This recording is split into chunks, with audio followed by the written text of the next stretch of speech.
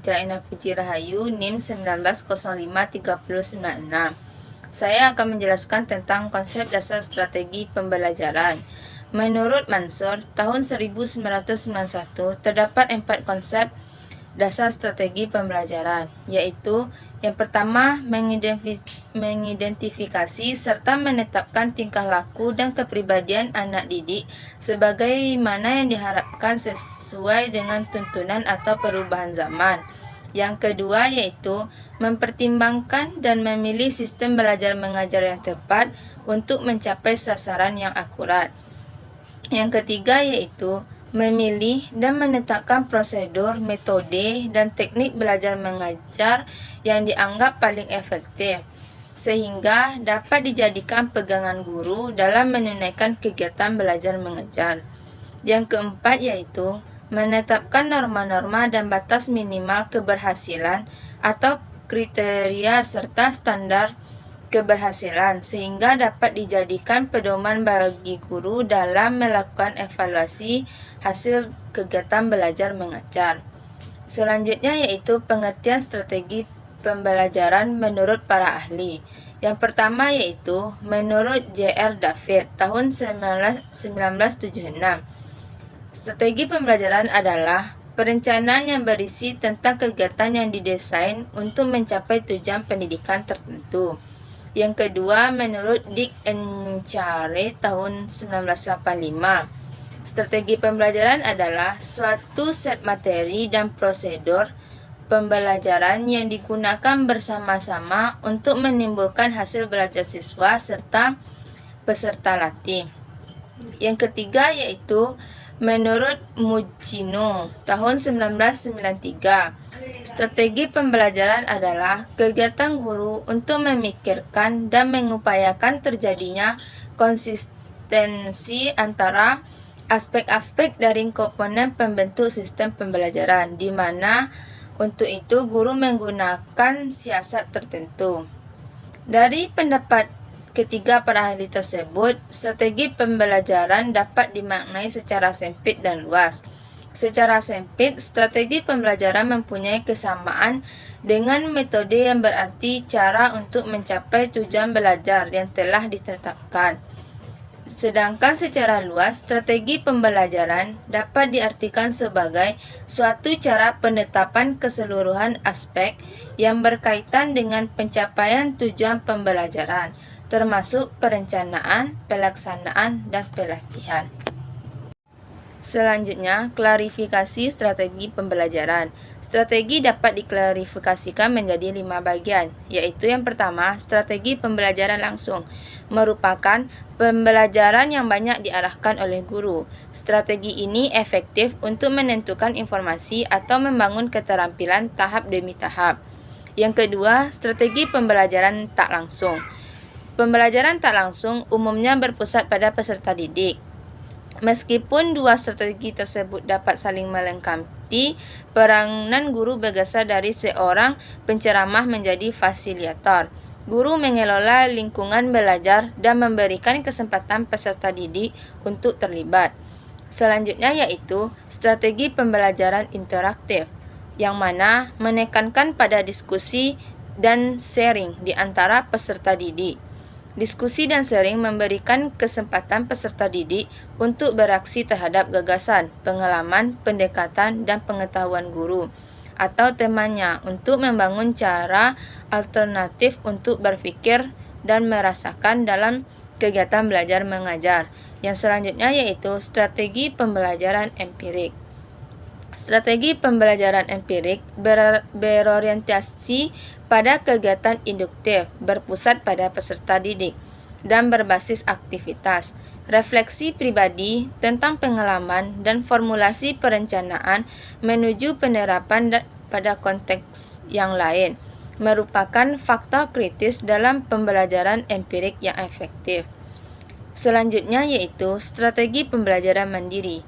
Belajar mandiri merupakan strategi pembelajaran yang bertujuan untuk membangun inisiatif individu, kemandirian, dan peningkatan diri. Fokusnya adalah pada perencanaan belajar mandiri oleh peserta didik. Dengan bantuan guru, belajar mandiri juga bisa dilakukan dengan teman atau sebagian bagian dari kelompok kecil. Selanjutnya, manfaat strategi pembelajaran. Yang pertama, guru dapat menyajikan bahan pelajaran dengan baik dan dapat diterima oleh murid dengan baik. Yang kedua yaitu, guru dapat mengetahui lebih dari satu strategi pembelajaran. Dengan mempelajari berbagai metode dan strategi pembelajaran, tentu guru tidak akan buta terhadap strategi. Ia akan terus mengembangkan strategi tersebut untuk kemajuan pendidikan. Strategi pembelajaran bertujuan untuk memudahkan anak didik mengerti akan pelajaran yang amat banyak bentuknya. Kesemuanya itu diadakan agar dapat disampaikan pendidik kepada peserta didik dapat dicerna dengan baik. Yang ketiga yaitu guru akan lebih mudah mengendalikan kelas. Dengan menguasai banyak strategi, tentunya guru akan leluasa dalam mengatur kelasnya untuk mengadakan suatu proses belajar mengajar. Selanjutnya, guru akan lebih kreatif dalam mengatur suasana kelas. Semakin kaya dengan strategi, semakin banyak mengenal strategi, maka guru akan semakin kreatif dalam membuat suasana di dalam kelas, sehingga kegiatan belajar mengajar tidak akan membosankan dan akan berjalan dengan lancar. Selanjutnya, kreativitas dalam menyalurkan ilmunya kepada anak didik adalah lebih variatif. Semakin banyak strategi yang dikuasai oleh seorang guru dalam menyampaikan mata pelajaran kepada anak didiknya, akan semakin mudah ia menyalurkan ilmunya kepada peserta didik dalam proses belajar mengajar. Baiklah, saya Salsabila akan menjelaskan konsep model pembelajaran. Yang pertama yaitu pengertian model pembelajaran. Model pembelajaran adalah kerangka kerja yang memberikan gambaran sistematis untuk melaksanakan pembelajaran agar membantu belajar siswa dalam tujuan tertentu yang ingin dicapai. Artinya, model pembelajaran merupakan gambaran umum namun tetap mengerucut pada tujuan khusus. Hal tersebut membuat model pembelajaran berbeda dengan model pembelajaran yang sudah menerapkan langkah atau pendekatan pembelajaran yang justru lebih luas lagi cakupannya. Adapun pendapat dari Sapri Hatinigrum 2013 halaman 145 yang menyatakan bahwa model pembelajaran adalah kerangka konseptual yang melukiskan prosedur pembelajaran dengan sistematis untuk mengelola pengalaman belajar siswa agar tujuan belajar tertentu yang diinginkan bisa tercapai. Adapun menurut para ahli yaitu Trianto 2015 halaman 51, ia mengemukakan bahwa model pembelajaran adalah suatu perencanaan atau suatu pola yang dilakukan sebagai pedoman dalam melaksanakan pembelajaran di kelas atau pembelajaran tutorial. Selanjutnya ada fungsi model pembelajaran. Fungsi model pembelajaran adalah sebagai pedoman dalam perancangan hingga pelaksanaan pembelajaran. Oleh karena itu, pemilihan model sangat dipengaruhi oleh sifat dari materi yang akan dibelajarkan atau yang akan diajarkan. Kemudian tujuan kompetensi yang akan dicapai dalam pembelajaran tersebut, serta tingkat kemampuan peserta didik juga dipengaruhi oleh model pembelajaran yang dipilih. Selanjutnya ada jenis model pembelajaran. Yang pertama jenis model pembelajaran ada Information Processing Model. Model ini menekankan pada pengolahan informasi dalam otak sebagai aktivitas mental siswa. Kemudian model ini juga mengoptimalkan daya nalar dan daya pikir siswa melalui pemberian masalah yang disajikan oleh guru. Kemudian siswa memecahkan masalah tersebut. Model ini menerapkan teori belajar behavioristik dan kognitistik. Selanjutnya ada model pembelajaran personal model. Sesuai dengan namanya, model mengajar dengan rumpun ini berorientasi pada perkembangan dari individu. Aplikasi model ini dalam pembelajaran adalah guru harus menyediakan pembelajaran sesuai dengan minat, pengalaman, dan perkembangan mental siswa. Kemudian ada model pembelajaran Social Interaction Model. Model mengajar ini menitik beratkan pada proses interaksi antar individu yang terjadi dalam kelompok. Model ini mengembangkan kecakapan individu dengan berhubungan dengan orang lain. Kemudian ada Behavioral Model. Model pembelajaran ini sesuai dengan teori belajar behavioristik, yaitu pembelajaran harus memberikan perubahan pada perilaku si pembelajar ke arah yang sejalan dengan tujuan pembelajaran. Kemudian, perubahan yang terjadi harus dapat diminati, sehingga guru dapat menguraikan langkah-langkah pembelajaran yang konkret dan dapat diamati dalam upaya evaluasi perkembangan peserta didik. Baiklah, selanjutnya ada metode pembelajaran. Yang pertama ada metode pembelajaran ceramah, yaitu guru sebagai fokus sumber belajar, sedangkan siswa hanya sebagai pendengar. Metode ceramah merupakan sebuah metode mengajar dengan menyampaikan informasi dan pengetahuan secara lisan kepada sejumlah siswa yang pada umumnya siswa mengikuti pembelajaran secara pasif. Selanjutnya ada metode pembelajaran demonstrasi. Metode pembelajaran demonstrasi ini yaitu metode mengajar dengan cara memperagakan barang, kejadian, aturan, dan urutan melakukan suatu kegiatan, baik secara langsung maupun melalui penggunaan media pengajaran yang relevan dengan pokok bahasan atau materi yang sedang diajarkan. Selanjutnya ada metode pembelajaran diskusi. Metode diskusi adalah metode mengajar yang sangat erat hubungannya dengan pemecahan masalah.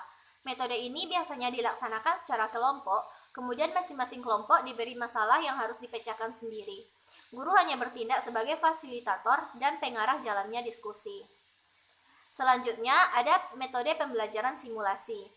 Simulasi adalah suatu metode pembelajaran yang memperagakan dalam bentuk tiruan yang mirip dengan keadaan sesungguhnya. Simulasi menggambarkan suatu sistem atau proses dengan peragaan memakai model statistik atau pameran. Model pembelajaran ini dirancang untuk melatih kemampuan siswa bermain peran walaupun hanya berpura-pura meniru kejadian sesungguhnya. Kemudian, siswa harus dibina untuk mampu berinteraksi dan berkomunikasi sesuai dengan peran masing-masing. Selanjutnya, ada metode pembelajaran laboratorium. Metode ini sering disebut sebagai metode percobaan karena proses pembelajaran dilaksanakan di laboratorium. Metode percobaan adalah metode pemberian kesempatan kepada anak didik atau peserta didik per individu ataupun per kelompok. Kemudian dilatih untuk suatu proses percobaan. Selanjutnya ada metode pembelajaran pengalaman lapangan. Metode pembelajaran ini dilaksanakan di suatu tempat yang berkaitan dengan materi pembelajaran. Pada umumnya, dengan mengunjungi tempat-tempat wisata seperti wisata alam dan wisata laut, kemudian siswa diarahkan untuk memberikan laporan perjalanan kegiatan. Laporan perjalanan kegiatan tersebut sudah direncanakan sebelumnya oleh guru dan siswa. Selanjutnya ada metode pembelajaran brainstorming. Metode pembelajaran ini sering disebut dengan metode pembelajaran curah pendapat, merupakan metode pembelajaran untuk mencari dan menemukan pemecahan masalah. Metode ini bertujuan untuk melatih siswa mengekspresikan gagasan baru menurut daya imajinasinya dan untuk melatih daya kreativitas berpikir siswa. Selanjutnya ada metode pembelajaran debat. Metode pembelajaran debat pada hakikatnya bertujuan untuk meningkatkan kemampuan akademik siswa. Kemudian, materi ajar yang dipilih dan disusun menjadi paket pro dan kontra. Siswa dibagi ke dalam beberapa kelompok, kemudian melakukan perdebatan tentang topik yang ditugaskan. Selanjutnya, guru dapat mengevaluasi setiap siswa tentang penugasan materi yang menentukan kedua posisi tersebut dan mengevaluasi seberapa efektif siswa terlibat dalam prosedur debat. Kemudian, ada metode pembelajaran simposium. Metode ini mengajak siswa untuk menampilkan dirinya berpidato di depan teman-temannya. Topik pembicaraan disusun sedemikian rupa agar tetap sesuai dengan materi yang dipelajari. Dalam kegiatan pembelajaran ini, guru harus membagi siswa menjadi beberapa kelompok dengan peran yang berbeda. Misalnya ada sebagai pembicara, penyanggah, pendengar yang berfungsi untuk selalu bertanya. Kemudian moderator dan lain-lain. Selanjutnya ada metode pembelajaran penugasan. Metode pembelajaran ini merupakan metode pembelajaran dengan cara pemberian tugas yang dilakukan oleh guru kepada siswa yang dapat dilakukan di dalam kelas maupun di luar kelas dan dapat dilakukan secara individu maupun secara berkelompok. Baiklah, materi selanjutnya mengenai teknik pembelajaran dan taktik pembelajaran yang akan saya jelaskan. Teknik pembelajaran menurut Kamus Besar Bahasa Indonesia. Teknik adalah suatu metode atau sistem mengerjakan sesuatu, cara membuat atau seni melakukan sesuatu. Nah, teknik secara harfiah juga diartikan sebagai cara yang dilakukan seseorang dalam mengaplikasikan dan mempraktikkan suatu metode. Nah, dengan kata lain, teknik merupakan suatu alat yang digunakan oleh guru untuk menyampaikan bahan-bahan pengajaran yang telah dipilih untuk peserta didik. Nah, teknik yang dipilih haruslah sesuai dengan pelajaran yang digunakan dan seirama dengan pendekatan yang digunakan. Nah, adapun macam-macam dari teknik pembelajaran ini antara lain yang pertama yaitu teknik tanya jawab. Nah, salah satu cara mengelola pembelajaran dengan menghasilkan pertanyaan yang mengarahkan siswa memahami materi tersebut. Nah, teknik ini akan menjadi efektif bila materi yang menjadi topik bahasan menarik dan menantang dan memiliki nilai aplikasi yang tinggi. Dan yang kedua yaitu teknik pemberian tugas, di mana teknik pemberian tugas ini adalah salah satu cara mengajar atau penyajian materi melalui penguasaan siswa untuk melakukan suatu pekerjaan pemberian tugas agar bisa dilakukan oleh siswa tersebut secara individu maupun berkelompok. Nah, teknik yang ketiga yaitu adalah teknik penemuan dan simulasi. Nah, teknik penemuan adalah proses di mana seorang siswa melakukan proses mental yang harus mampu mengasimilasikan suatu konsep atau prinsip.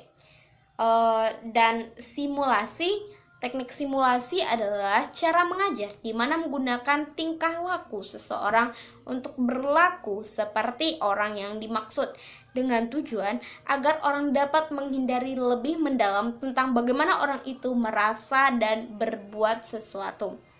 Dan teknik yang keempat adalah teknik inquiry. Adalah teknik pengajaran guru di depan kelas di mana guru memahami, membagi tugas meneliti suatu masalah ke kelas. Nah, teknik inquiry ini adalah kegiatan pembelajaran yang melibatkan secara maksimal seluruh kemampuan siswa untuk mencari dan menyelidiki sesuatu secara sistematis, kritis, logis, dan analitis. Nah, teknik yang kelima adalah teknik eksperimen, yaitu teknik salah satu cara mengajar di mana seorang siswa diajak untuk beruji coba atau mengadakan pengamatan, kemudian hasil pengamatan itu disampaikan di depan kelas dan dievaluasi oleh guru. Kemudian teknik yang keenam adalah teknik karya wisata. Nah, teknik karya wisata ini adalah teknik mengajar yang dilakukan dengan mengajak siswa ke suatu tempat atau objek tertentu di luar sekolah untuk mempelajari atau menyelidiki sesuatu. Teknik pembelajaran yang ketujuh adalah teknik bimbingan atau tutorial.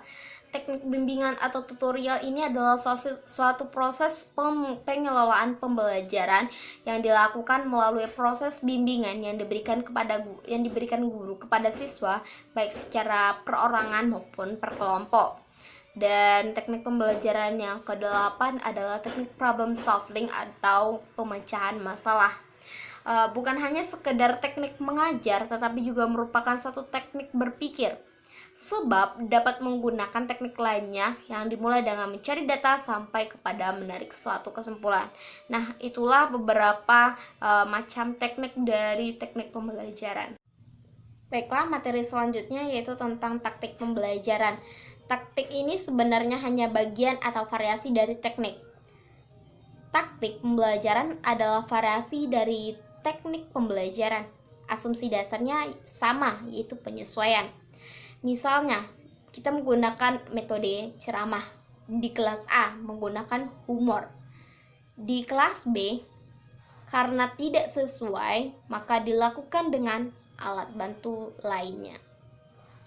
Sekian materi dari kelompok kami. Saya mengucapkan wassalamualaikum warahmatullahi wabarakatuh.